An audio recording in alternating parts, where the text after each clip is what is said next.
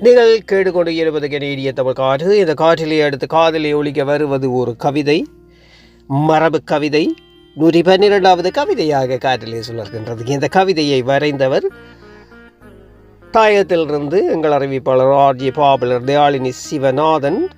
மரபு கவிதை 112வதாக காற்றிலே சுழல்கின்றது. ஆசிரியர்: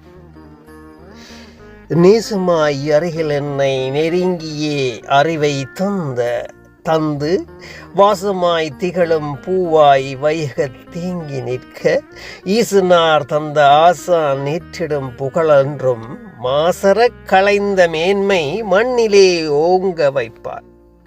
வெறுமையாய் உள்ள சிந்தை விந்தையால் உயர்வு கண்டு நொறுமணம் வீசச் செய்து நாடிடும் பண்டை போல பெருமதி கண்ட நூல்கள் பெற்றுமே பலதும் கற்ற ஒருமையே கல்விக்கில்லை வளம்பல காட்டி நிற்பார்.